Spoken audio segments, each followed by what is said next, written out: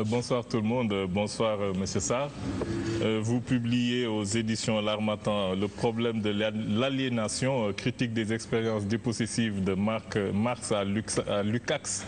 Donc quand je présente ça comme ça, les téléspectateurs vont certainement se dire mais qu'est-ce qu'on va pouvoir nous dire pendant cette demi-heure sur le problème de l'aliénation, sur le problème de Marx.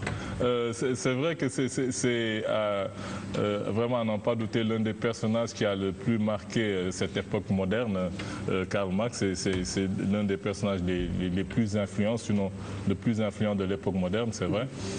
On a vu à travers ce livre que vous nous montrez un peu l'évolution qu'a eu Marx à travers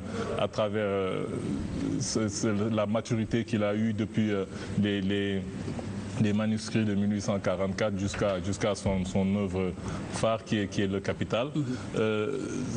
C'est vrai que bon... c'est un peu, bon, je dirais pas réducteur, mais... C'est assez réducteur, c'est vrai, je l'assume. Mais par exemple, vous l'avez souligné tout à l'heure, l'ouvrage, j'ai essayé de montrer l'évolution, il est vrai, du concept d'aliénation, des manuscrits de 1844 jusqu'à la grande œuvre, le Capital.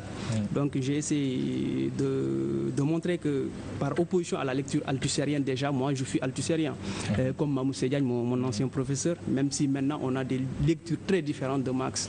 Et je lui concède ça, il me le concède. C'est important aussi dans le cheminement purement intellectuel et théorique.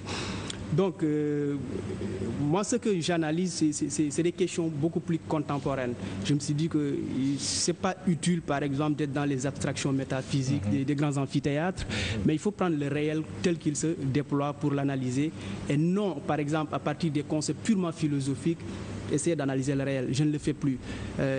Par exemple, dans mon troisième ouvrage, normalement, qui sera publié au mois de mars, j'essaie de montrer que à travers les phénomènes modernes et contemporains, comment certains concepts philosophiques peuvent nous permettre de réfléchir sur ces phénomènes, au lieu de partir d'une abstraction philosophique pour penser la réalité. Ça n'a plus de sens, à mon avis. C'est la trajectoire intellectuelle que j'ai suivie. Je me suis dit maintenant, tout à l'heure, je vais l'expliquer. On est dans une société globalisée, on est dans une société mondialisée. Il y a une partie de mon troisième ouvrage qui s'appelle Mondialisation et perte du monde. Je me dis que le système, il est riche. On crée beaucoup d'objets. On est dans un univers très riche. Je peux être, par exemple, dans mon village natal de Simal, par exemple, avec Internet et avoir le monde dans ma propre case. Ça, c'est extraordinaire. Mais par contre, ce monde que j'ai, est-ce que ce monde n'est pas pathologique? Ce monde que j'ai, est-ce qu'il n'est pas mutilé? Est-ce que c'est le vrai monde? Je me suis dit non, nous sommes des êtres sans objet. C'est ça que j'essaie de montrer dans l'ouvrage, à travers les réinterprétations, les remises en cause, lectures althussériennes que je ne partage plus maintenant. J'ai essayé de montrer que Marx, il faut l'actualiser.